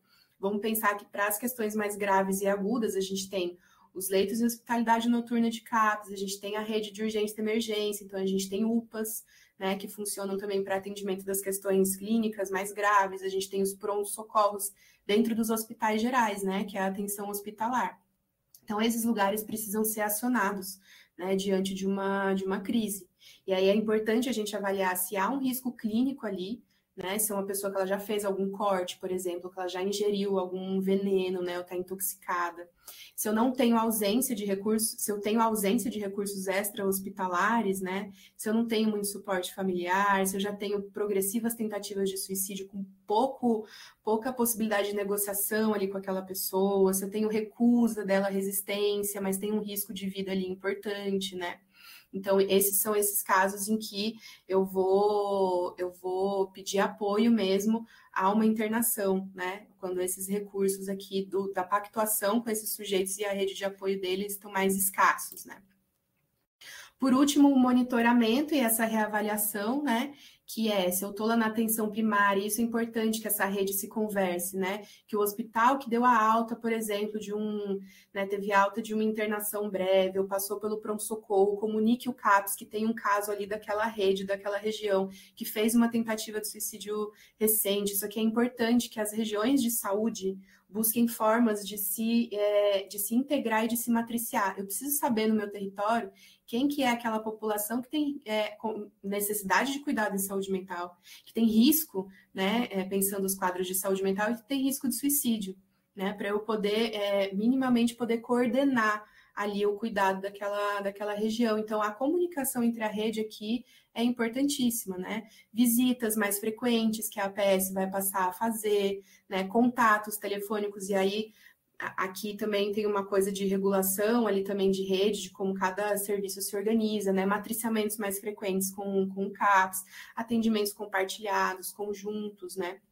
Então, aqui, essas questões, elas precisam ser olhadas, como a rede está se relacionando, porque é assim que a gente vai conseguir monitorar, né? E em cada reavaliação que a gente fizer com essa pessoa, né, a gente poder, de novo, fazer aquelas perguntas lá de risco de suicídio, para a gente avaliar se isso diminuiu, se isso aumentou, se isso não mudou, né? Em meio tempo, a gente poder lidar, né, se a causa mais proeminente agora é uma agudização de um quadro de depressão, por exemplo, que está levando a pessoa a ter ideação suicida, né? Depois que eu diminuo esse risco, é eu poder tratar esse quadro de depressão, né, ao longo desse tempo, né? Ou eu lidar com esses estressores daquele momento que estão desembocando uma crise mais intensa no sujeito, né, naquele momento. Aqui eu trouxe só para mostrar para vocês dois slides que são que é a carinha do manual do MIGAP. A gente não vai falar do manejo na pós-tentativa aqui, né? Então, uma pessoa que já tentou tirar a vida, então aí é um quadro de extrema urgência, então provavelmente ela está lá no pronto-socorro, né? E estão sendo feitos os manejos clínicos, né? Porque aqui a clínica vem antes, né? Ela precisa ser avaliada isso daqui também, porque dependendo de como a pessoa fez a tentativa de suicídio, né? Se ela tentou se enforcar, se ela tentou se dar um tiro, né? Se ela se jogou de algum lugar, então isso, né? Isso precisa vir antes, fazer toda essa avaliação. Então o manual ele traz aqui, né? As intervenções psicossociais, as avaliações clínicas, né?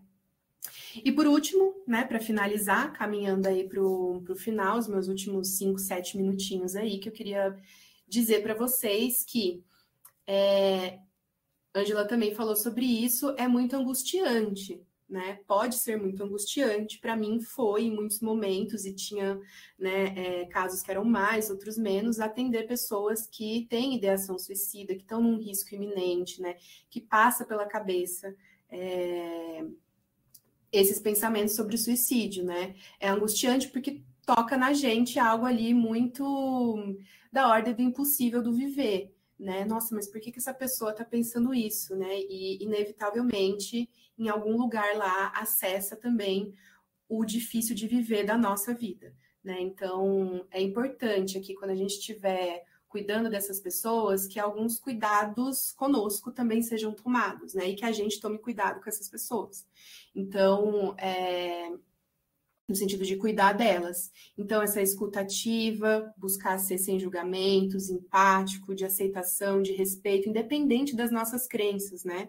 Independente da religião que eu tenho, da crença que eu tenho, do lugar de onde eu vim, né? Quando a gente está atendendo uma outra pessoa, é a gente entender que aquela outra pessoa tem a história dela, as crenças dela, o trânsito social dela pelo mundo, né? E a gente precisa ter uma postura de escuta, embora a gente vá ser mais incisivo algumas vezes para poder avaliar esse risco, né? Obviamente. Mas é a gente ter esse tipo de clareza.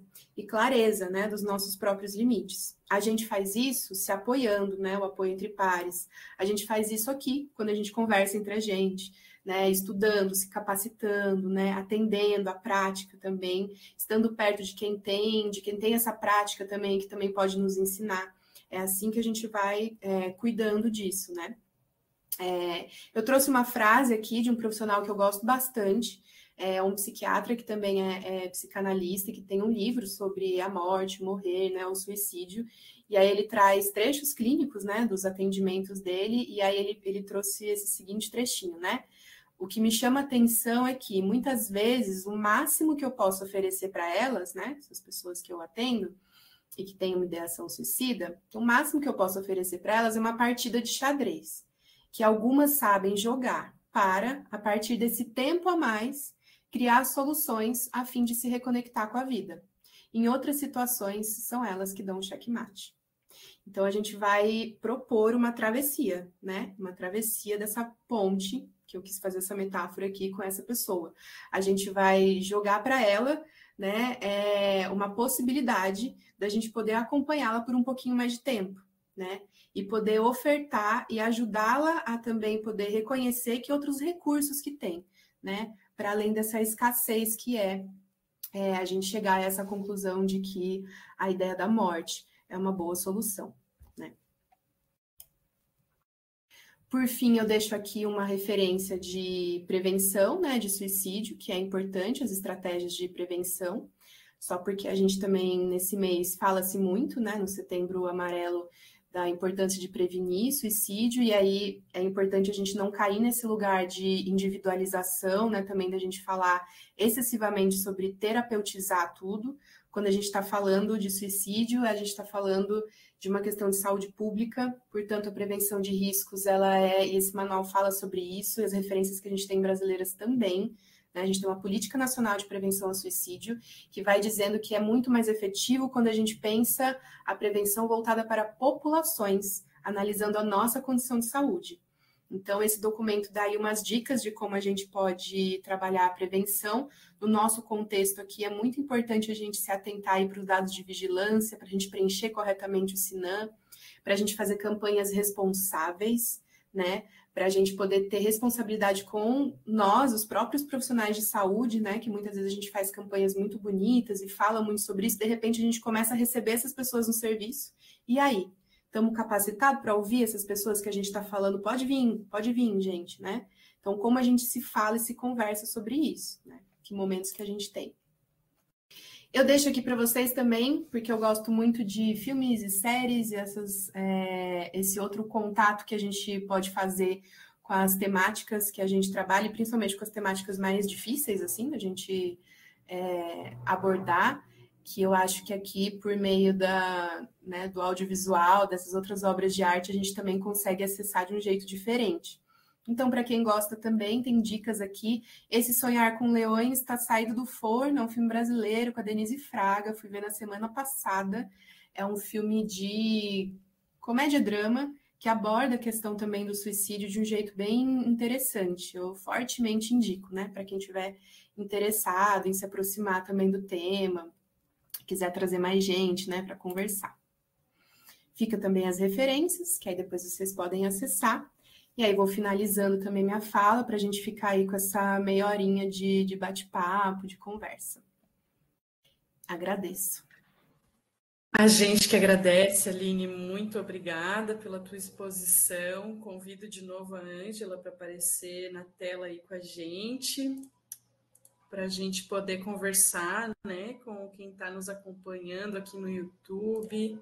O pessoal está nos acompanhando aqui ao vivo. Vou passar para a apresentação, não quer passar. Então, gente, muito legal, né? Quanta coisa a gente conseguiu aprender aqui hoje. Quero agradecer imensamente as nossas convidadas, né? Que trouxeram aí um panorama muito amplo, né? Sobre o nosso tema, sobre atenção à crise de saúde mental, manejo no risco iminente de suicídio. A gente recebeu algumas perguntas aqui no chat. Eu quero começar com a pergunta que sempre aparece, né? A gente vai conseguir acessar os materiais das palestrantes, vão conseguir, pessoal, o material vai ficar disponível junto com a gravação, até no máximo semana que vem a gravação já está disponível no YouTube. Então, quem puder já segue a gente aqui, já segue o nosso canal no YouTube, e aí vocês vão receber as notificações assim que as gravações estiverem disponíveis, tá? E aí, na descrição do vídeo, logo abaixo, está anexada a apresentação das nossas palestrantes, os materiais que elas comentaram estão nas referências, então vocês vão conseguir acessar tudo, certo? A gente recebeu uma pergunta sobre como avaliar os riscos, critérios, sintomas que devemos estar atentos. Eu acho que isso ficou bem claro na fala da Aline, agora, né, mais para o final da palestra dela, mas a Ana Paula, que foi quem perguntou, se tiver alguma questão específica que tu queira saber em relação a isso, coloca aí no chat que a gente pede para as nossas convidadas darem uma detalhada. Mas a Valdirene Gomes perguntou, que eu achei interessante a pergunta dela, que eu acho que tem a ver mais com sinais, né? Qual a melhor forma de um ACS em uma visita se o paciente não falar espontaneamente? Como detectar né, sinais de uma possível depressão ou alguma situação que possa merecer uma atenção especial em relação a isso? que vocês podem compartilhar com a gente? Posso começar? Hoje, em muitos lugares, os ACS têm ali uma ficha com alguns critérios, né? Mas que pode ser bem mais geral, né? Então, geralmente, eles fazem perguntas, e isso está lá nos critérios, né, das visitas, se tem alguém com algum diagnóstico de saúde mental já na família. Então, isso às vezes é mais comum. Mas o ACS, que é essa figura importantíssima, assim, do cuidado, que figura-chave, assim, para a gente pensar o cuidado em saúde pública, que é essa pessoa que tem acesso à casa das pessoas e tem um vínculo ali, muitas vezes melhor, eu diria, melhor no sentido de que as pessoas conseguem conversar mesmo com a SES, que é alguém que também está ali na comunidade, né? Melhor do que, às vezes, as pessoas vão falar para a enfermeira, para o médico, que dirá quando chega lá num pronto-socorro, que às vezes as pessoas escondem, né, sinais e sintomas. Então, primeiro, o ACS ele vai fazendo bom vínculo conforme ele vai perguntando das outras questões de saúde também de maneira geral. Mas as questões de saúde mental, ele pode, né, conversar com o ACS antes para perguntar como que ele pensa em abordar esse tema, porque ele já é alguém da comunidade que já tem contato com aquela família, eu acho que é um primeiro passo ali importante. Porque lembra que a gente falou que os sinais e as avaliações de risco ali, elas são muito também ligadas ao contexto de vida. Então, às vezes, o próprio ACS, pelo contexto ali social, de já conhecer aquela família, vai identificar sinais sem nem a pessoa falar. E aí ele pode ativamente perguntar, né? Então, por exemplo, né, eu tinha uma ACS que a gente fazia visita juntas lá no CAPS, e aí ela que foi sinalizando para a equipe da estratégia, né, e pediu apoio, porque ela percebeu que era uma mulher, uma jovem mulher que estava grávida, e aí ela percebeu que essa mulher ela não estava mais saindo de casa, ela não estava mais indo na igreja, que era um lugar que ela ia muito, e ela não estava mais recebendo tanta ACS, quem recebia mais era a mãe, né, dessa mulher. Então, a própria ACS começou a perceber que às vezes encontrava ela na rua, ela falava frases mais curtas, né? Então, aí a ACS pediu apoio, né?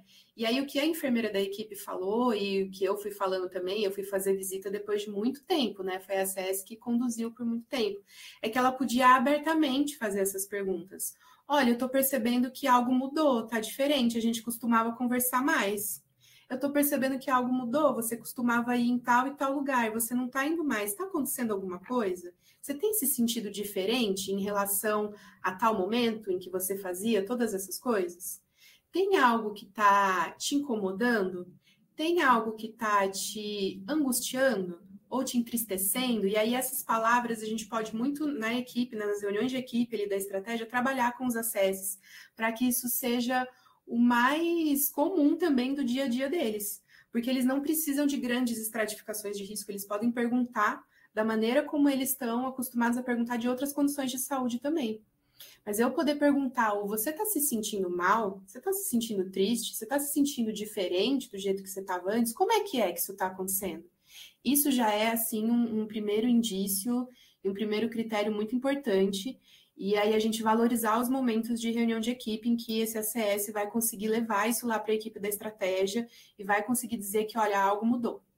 Tem algo de diferente aqui. Vamos precisar fazer uma avaliação mais minuciosa. Aí a enfermeira vai com essa ACS, por exemplo, na casa. Ou marca um atendimento e essa pessoa vai na unidade, se for o caso. Né? Então, e aí a gente faz avaliações mais minuciosas, digamos assim. Vamos lá usar um protocolo, vamos começar a perguntar de antecedentes familiares, vão começar, né, a perguntar de outras coisas, mas essa pulga atrás da orelha do ACS já é esse indício e pode fazer essas perguntas de um jeito mais senso comum, que elas são super válidas também. Perfeito. Ângela, quer complementar? Eu acho que a Aline respondeu muito bem, assim, o que eu complementaria é muito de reiterar, assim, né, o quanto a figura do ACS é... Eu costumo dizer que é o coração do SUS, assim, né, da APS, porque tem uma importância gigantesca quando a gente vai pensar no processo de cuidado das pessoas, assim. É isso, assim, não ter medo de falar sobre o sofrimento, né? Então, poder fazer essas perguntas desse jeito mais simples possíveis, sem ter receio de falar sobre a tristeza, sem ter receio de falar sobre o sofrimento, né? Porque é isso, assim, tem um lugar que é mais horizontal dos ACS com a população, então isso permite um outro tipo de diálogo também, né? Beleza, estava vendo aqui que a gente está com um probleminha na nossa transmissão aqui do YouTube, mas eu vou seguir porque daí a gente garante a gravação e aí depois o pessoal consegue pegar essa parte das respostas, tá? Na gravação. Bom, seguindo então, depois de identificado, então, né, que é um caso que precisa ser encaminhado, né, que precisa de uma atenção, qual seria o fluxo para esse encaminhamento no sentido das emergências psiquiátricas mesmo, para onde encaminha, e se não há unidade de referência, o que fazer nesses casos? Bom, especificamente do risco de suicídio, aí depende de onde você tá para onde você vai encaminhar. Porque, por exemplo, se eu estou num CAPS, que é tipo 3, o que são os CAPS tipo 3, né? Eles têm lá os leitos, os quartos de acolhida noturna. Se eu estou num CAPS tipo 3, eu recebo uma pessoa com um sofrimento psíquico intenso, eu avaliei, tem um risco de suicídio ali importante, mas essa pessoa, ela aceita ficar na acolhida noturna do CAPS. O que é a acolhida noturna, né? É essa intensificação do cuidado. Ela vai dormir lá, ela vai passar o dia, ela vai passar por avaliação psiquiátrica, ela vai passar por avaliação da equipe multi, ela vai ter uma equipe diariamente com ela acompanhando. Ela aceita ficar, porque isso é importante, né? A acolhida noturna dos CAPS 3, elas são voluntárias. Ela aceita ficar, eu tenho vaga, né? Então, a articulação ali comunitária com o CAPS ali da região, ela é sempre em primeiro lugar, porque é o serviço da RAPS, que é um serviço habilitado a atender crise em saúde mental, né? Agora, essa crise, se ela é uma crise que a pessoa precisa de cuidado intensivo, né? Aí a gente precisa achar os CAPS 3, né? Que tem o leito, que tem, né? Todos os CAPS, na medida do possível, eles podem ficar com esses usuários durante o dia todo, fazer plano de cuidado intensivo, a pessoa vem, passa o dia no CAPS, vai embora para casa depois, né? E se precisar de um cuidado mais intensivo ainda no sentido de dormir, né? Também tem os CAPS tipo 3. Os CAPS tipo 3, eles não são em todas as regiões, né? Às vezes nem em todas as cidades que tem. Então, esse é um ponto, né?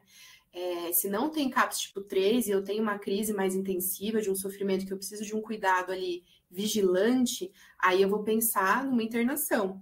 Aí é o encaminhamento para o hospital da região, hospital geral da região, para fazer essa avaliação, né? Pronto-socorro. No pronto-socorro mesmo, eles vão avaliar se é o caso de ir para uma internação numa enfermaria. Tem muitos hospitais gerais que têm enfermarias específicas psiquiátricas. Então, vamos pensar aqui que eu cheguei num pronto-socorro e eu tô, né, com alguma condição cardíaca, né? Eles vão me internar para poder investigar um pouco mais, não vão? Eles vão me internar numa enfermaria, por exemplo, do hospital, vão correr exames, tudo mais. A mesma coisa para a saúde mental.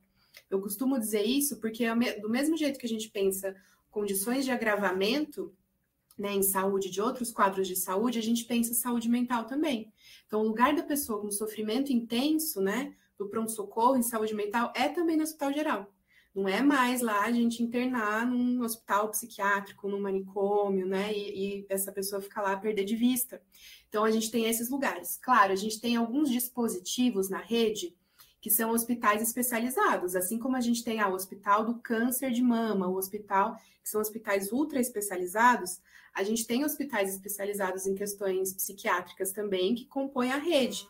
Também aí estão na rede das, né, para falar da atenção hospitalar, de alta complexidade. Então, às vezes, eu posso ter um hospital na região que tem uma enfermaria psiquiátrica. Então, por exemplo, eu trabalhei num CAPS, tipo 3, os casos que a gente estava entendendo que essa pessoa não queria ficar em acolhida noturna no CAPS. Ela não queria ficar, ou não tinha crítico suficiente para tal, estava num estado de maior agressividade, oferecia risco também para as outras pessoas que estavam no CAPS, para as pessoas da equipe, para ela mesma. A gente entendia que não, vamos precisar de uma internação aqui nesse caso. A gente acionava o hospital da região e via se tinha vaga na enfermaria psiquiátrica, né? E aí a gente conseguia fazer esse suporte, essa pessoa pode ficar um tempo breve de internação psiquiátrica. Por que que é breve? Porque é para esse tempo do agudo, é para tirar do risco, né? E o manejo ele segue, né, pela RAPS nos outros pontos da RAPS depois, né? Algumas regiões têm hospitais específicos, e aí não fica no hospital geral, vai para um hospital específico para condições psiquiátricas. Então precisa ver como cada região está organizada, mas é para ser um espaço breve de cuidado do agudo. Aí o cuidado é retirar do risco, e depois essa pessoa ela está na rede de novo. Então ela precisa seguir o acompanhamento dela, seja na atenção primária, seja no CAPS. Toda tentativa de suicídio, depois que retirada do risco, então uma pessoa que tentou suicídio, por exemplo, fazendo um corte no pescoço, né? Então ela vai para um hospital porque ela precisa fazer sutura, porque ela precisa fazer exames, ela precisa ver se aquilo pegou alguma artéria, ela precisa fazer todos esses cuidados clínicos. Depois de retirado o risco e conversado com essa pessoa, ela precisa seguir o tratamento dela num serviço de alta, média complexidade, porque a tentativa de suicídio é um agravamento de uma condição de saúde, né? Então ela precisa fazer o segmento dela em serviços como o CAPS, por exemplo, né? Que são esses serviços habilitados para atender casos mais graves de saúde mental. E a atenção primária à saúde não deixa de atender, porque esse usuário ele é sempre da atenção primária à saúde.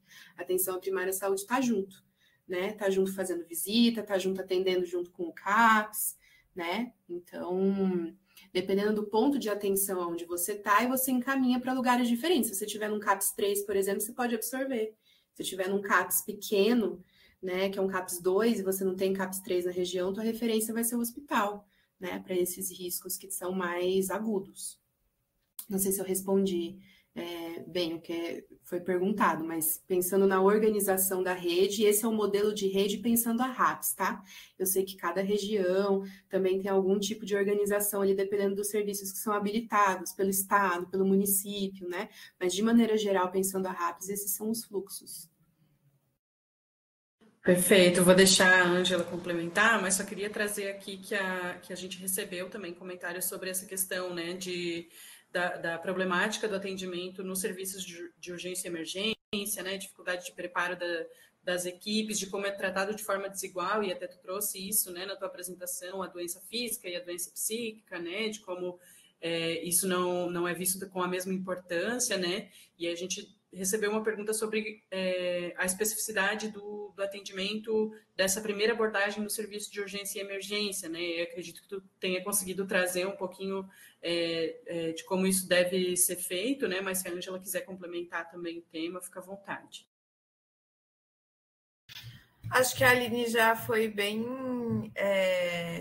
explicativa, né, em relação a como as redes se organizam, né? E aí acho que é isso, a gente entender que cada realidade vai ter, né? Cada município, cada estado vai ter sua especificidade, mas que a gente tem ali uma legislação, a gente tem toda a estruturação da RAPS que vai direcionar isso para a gente, né?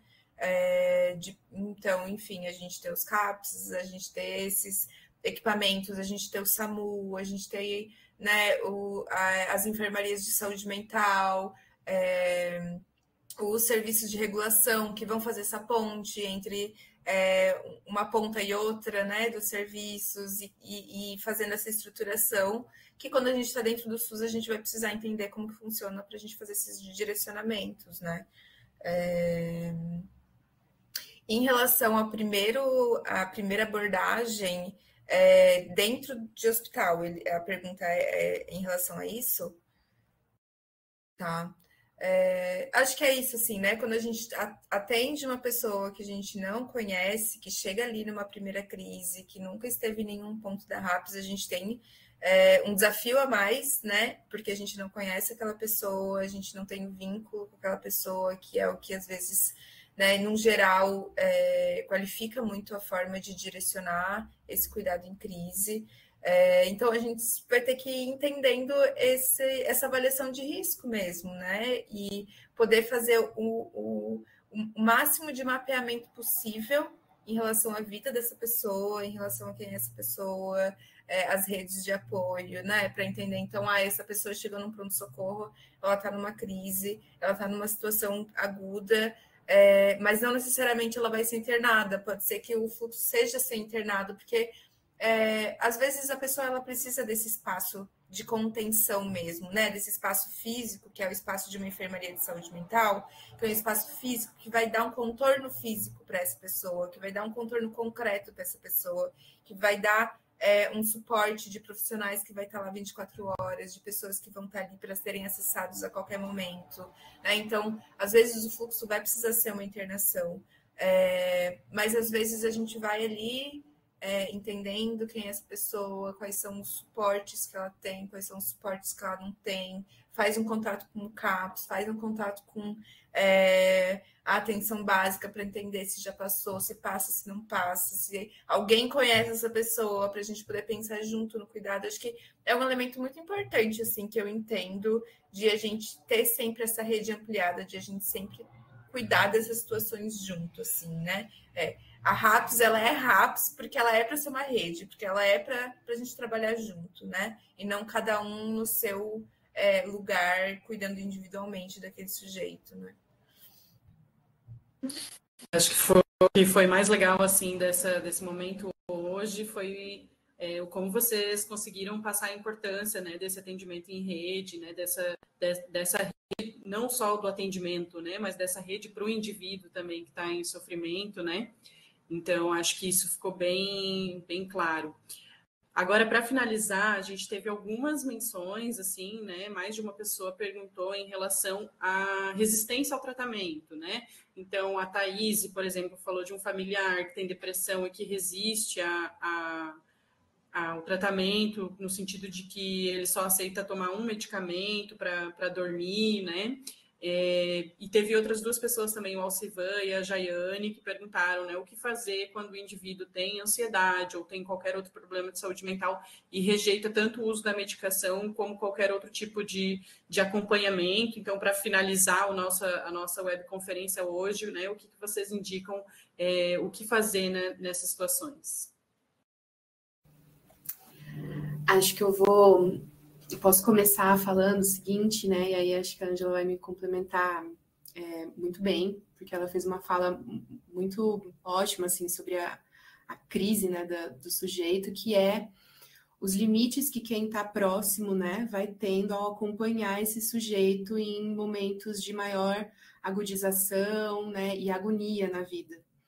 Então, assim, o que eu diria, enquanto pessoas que são os familiares e que também são os profissionais, eu acho que aí vai para os dois, é a gente poder sempre olhar o nível de prejuízo e de risco que essa pessoa tá, para a gente poder pensar uma intervenção que muitas vezes vai ser ao contrário ou não tão de acordo com o que aquela pessoa pensa. Eu não vou nem usar a palavra involuntária, porque aqui involuntária a gente também faz intervenções, né, involuntárias, quando a gente vê que essa pessoa tá um risco ali grave de vida, né, de heteroagressividade, de autoagressividade, sem crítica daquilo.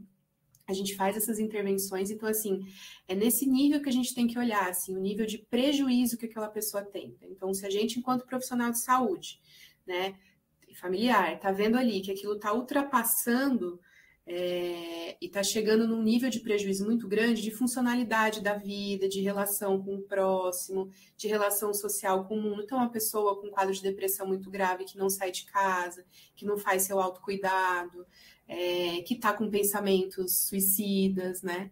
E que está com baixíssima crítica, né, de si, que ela está se colocando em risco, esse é o momento de uma intervenção, né? Da gente pensar uma intervenção em rede, que pode ser o contrário ali do que aquela pessoa quer. A gente começar momentos de sensibilização mais intensiva. Então, se é um familiar que não aceita tomar o medicamento, mas que também faz pouco esse acompanhamento, é o momento da família começar a fazer conversas com o profissional de saúde para que esse profissional esse cuidado seja mais intensivo. Então, mais visitas na casa, estou falando especificamente aí da APS, pedir o apoio do CAPS para tentar fazer os matriciamentos das visitas compartilhadas e apoiar essa família a avaliar o nível de prejuízo, né, que essa pessoa está tendo na sua funcionalidade, na sua relação com o mundo, com o laço, e poder tomar uma decisão. Se é o caso de, olha, aqui chegou num limite, você está se colocando tanto em risco, né, que a gente vai precisar mudar alguma coisa aqui dessa situação. Não vai dar mais para você ficar sozinho aqui em casa, por exemplo, né? a gente vai ter que pensar em algumas outras intervenções, isso vai ser decidido aqui com os profissionais que vão acompanhar. Se eu não tenho esse nível também de prejuízo, de disfuncionalidade, né, na vida, é muito difícil também, porque os familiares, é isso, vai precisar desse tempo do acompanhamento. É o estar perto, é o suportar. A Ângela trouxe muito isso na fala dela, né? Então, a gente não pode ser negligente, a gente tem que avaliar esses riscos, mas se esses riscos eles estão baixos, né, a gente vai precisando e criando estratégias. Quando eu falo criar, é da ordem do criativo mesmo, do sustentar, do suportar, do apoiar. E eu entendo que tem muitos familiares que vão se desgastando ao longo do caminho, né, que vão ficando cansados desse cuidado também. E é a hora de pedir apoio também para quem acompanha e quem está junto, né? Mas é um suportar, é um estar junto, é sensibilizando ao longo do tempo, é tentando novas estratégias possíveis e imagináveis, é chamar outros atores para a roda ali, para poder pensar outras intervenções também, né? Mas sempre avaliando o risco, porque tem horas que a gente tem que tomar essas medidas mais incisivas. Outras horas a gente precisa se cuidar e suportar também, porque se aquela pessoa ela tem crítica da condição dela, ela está entendendo o que está se passando com ela ali na vida, ela não está oferecendo risco aos outros, não está oferecendo risco a ela, mas a gente que está de fora percebe que tem ali uma série de questões que poderiam melhorar na vida, né? E a gente fica sentido com isso nesse lugar, a gente precisa cuidar na gente também dessa frustração, da expectativa de poder cuidar do outro e essa expectativa não ser atendida, né? Então, precisa ir fazendo o equilíbrio, assim, disso, né? Eu acho que é isso, assim, né? Conseguir fazer esse paralelo, né? Essa avaliação, né? Então, essa pessoa está se colocando em risco, está colocando alguém em risco, a gente vai precisar de uma intervenção involuntária, a gente vai, né? Tudo isso que a Aline já falou. Mas, caso contrário, existe algo muito importante, que é a gente poder respeitar a autonomia daquela pessoa, é a gente respeitar e entender que a pessoa também sabe sobre ela, né? E também tem o direito de fazer as próprias escolhas, né? Mesmo que a gente esteja ali vendo que talvez um remédio, talvez uma terapia, talvez um grupo, talvez alguma coisa vai ajudar ela nesse processo, mas assim, beleza, você não quer. Como que a gente pode ir construindo com essa pessoa esse processo de fazer ela tomar essa decisão, né? Construir com ela essa decisão. E aí outras coisas podem entrar nesse cuidado. Então, essa pessoa gosta de alguma coisa, gosta de música, gosta de pintura, gosta de passear no parque, né? Vamos tentar ir junto com essa pessoa fazer essas coisas, enfim, tentar encontrar outras formas de estar junto e de dar suporte e, ao mesmo tempo, ir tentando estruturar esses cuidados que são, às vezes, mais de um tratamento medicamentoso, de um tratamento de psicoterapia, de saúde mental, ali, de uma coisa mais da saúde, assim, né? Não que essas outras coisas também não sejam sobre saúde, mas que vai no tempo da pessoa mesmo, né? Perfeito. Muito obrigada, Ângela, Aline, de coração, assim, quero agradecer vocês imensamente, em nome do Núcleo Saúde Digital UFSC também, mas pessoalmente, assim, foi muito proveitoso acompanhar vocês aqui hoje. É um tema delicado, né? É um tema difícil, às vezes, de ser tratado, e vocês conseguiram trazer isso, assim, com uma clareza e com uma abrangência, assim, que deu para a gente uma luz, assim, né, em relação ao que fazer com esses casos. A gente, infelizmente, perdeu a nossa transmissão aqui agora no finalzinho, mas que bom que a gente está gravando para conseguir disponibilizar depois essa parte das perguntas e respostas, né? Então vai ficar tudo disponível. E só tenho a agradecer mesmo vocês, agradecer a DAPS também pela parceria, né? Por fazer essa ponte com a Aline e com a Ângela, e todo mundo que voltou para cá para ver as perguntas e respostas, que nos acompanham vivo, também agradecer pela participação. E deixo agora um momento, se vocês quiserem fazer uma fala final antes da gente encerrar.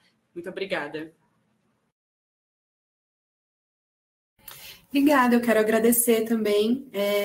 É sempre bom fazer esse tipo de troca, porque né? Enquanto eu falo, eu também vou me escutando, eu também vou me alimentando disso, e das perguntas, né? E a gente vai sacando, né, como é importante a gente falar desse tema e falar de um jeito responsável, né?